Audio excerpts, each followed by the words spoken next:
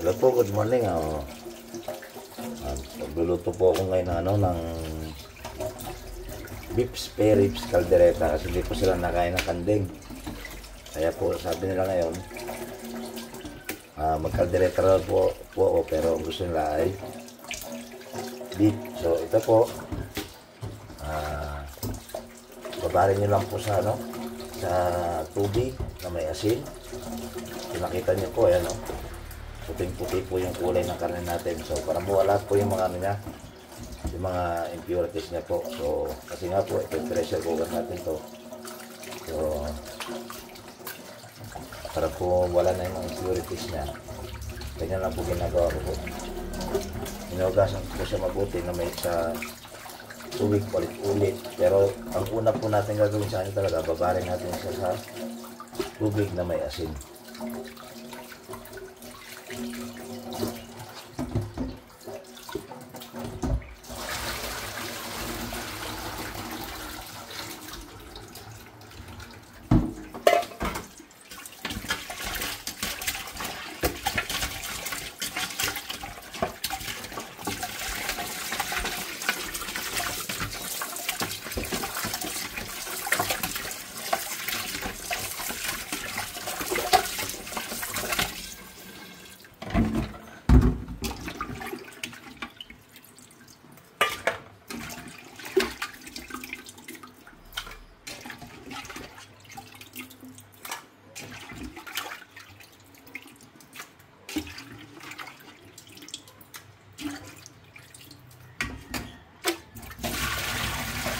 Lang po at update ko lang po kayo sa mamaya naluto ko na po ito. Maraming salamat po for this video. Magluluto po tayo ng calderetang spirits ng baka. So yun po yung butter, kinuha po natin na mantika. So hindi po tayo mag high fire kasi may mantika naman po hindi sa matulog.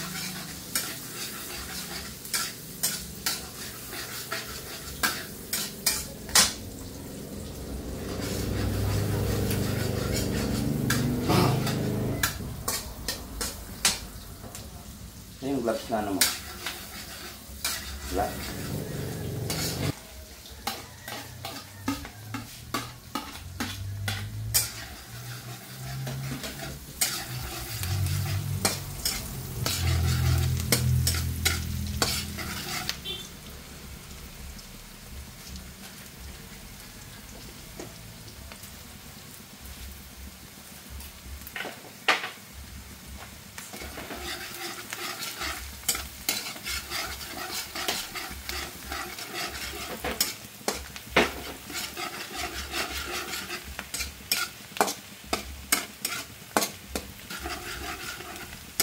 Ayan lang po natin na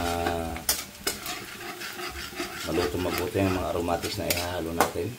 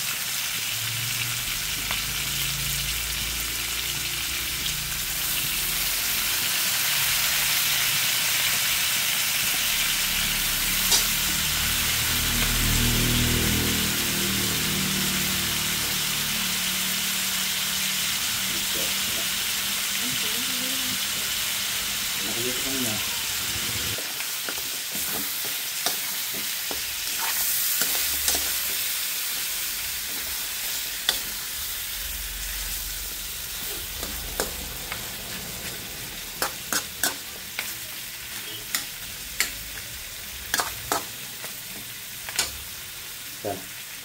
So, lagay po tayo ng konting panimpla na liquid seasoning po.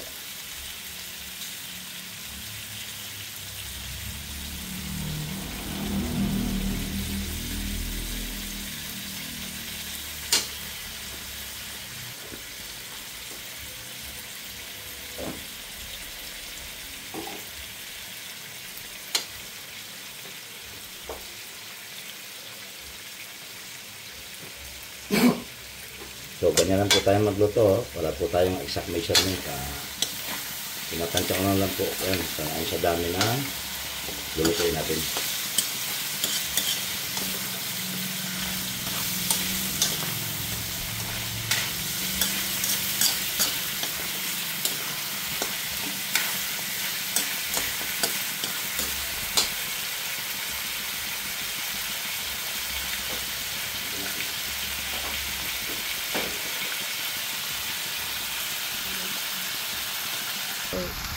Ayan po, lalagay po tayo na ang apple juice. Hindi pa po sakto na yan. Yung ang lambos na.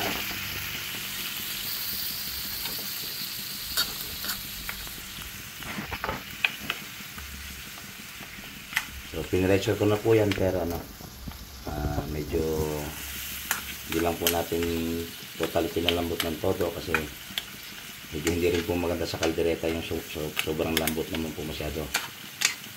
Kailangan medyo pa na natin.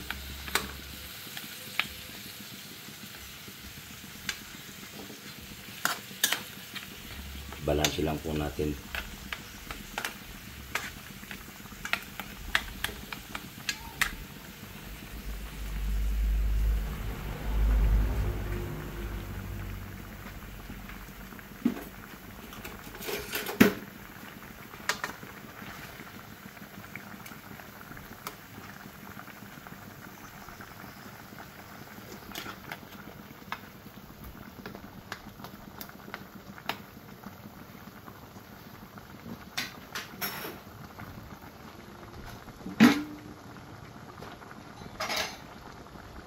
So, ito po yung yung pinagpakuloan natin. Pero para hindi po masebo, alisin po natin yung yan po, kasi po yan ay bad cholesterol.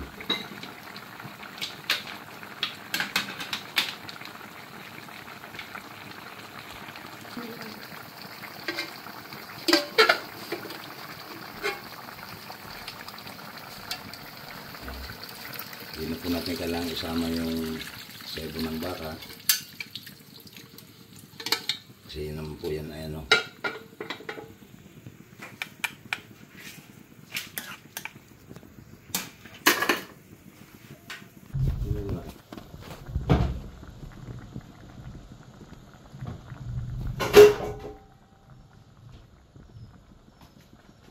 So, tatakpan po muna natin. Under low fire. So mamaya po tayo maglalagay ng mga sauce natin kasi pag nilagay na po natin siya, malakas po yung makasunog. Kailangan haluin natin ng haluin hindi pa po malambot yung kanin natin. So mamaya po makita nyo yung kung paano natin i-process ulit yung paglalagay natin ng sauce. Go. So ayan po, malambot na po yung kanin natin.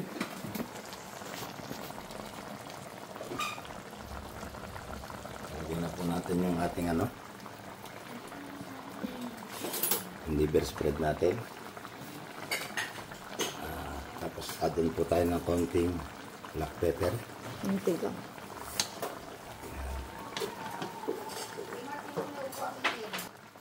Tapos tomato paste po.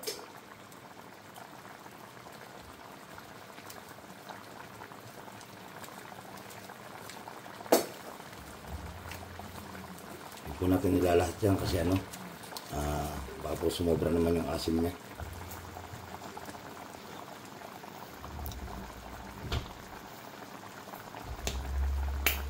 Yung pambalansi po ng ng tamis, yung ating ketchup. So sa mga po, ito po ay sariling version ko po, bitin ko lang po, May kanya-kanyang pamamaraan po tayo ng pagluluto. Ito po ay version ko ng kaldereta.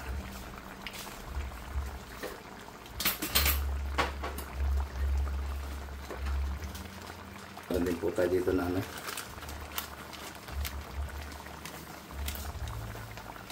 powder mix po.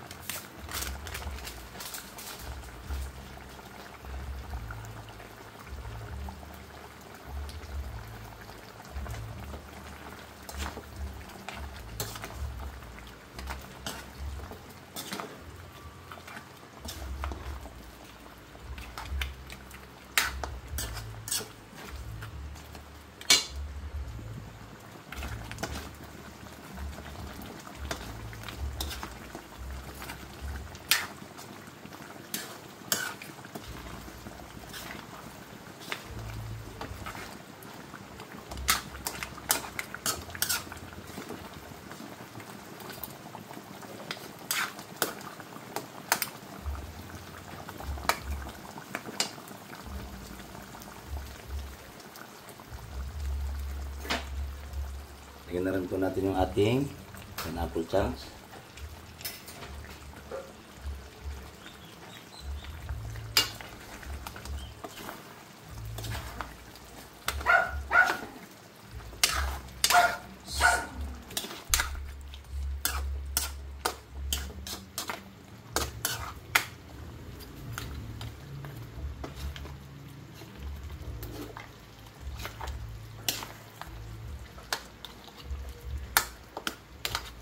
So, tandaan po natin pag naglagay na po tayo ng ano, ng sauce, underloper na po 'yan kasi possible po masunugan kayo ng ano, ng ilalim po niyan.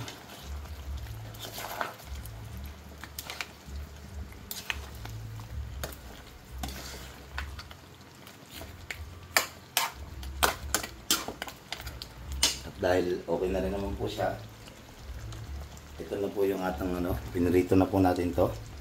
Yung ating carrot, potato, and green and red bell pepper.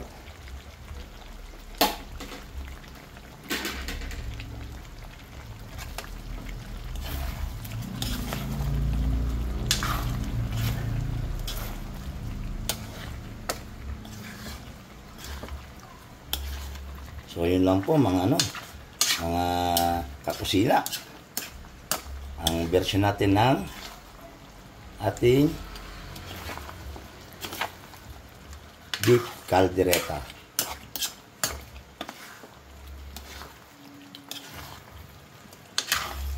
Maraming salamat po sa inyong suporta at panonood.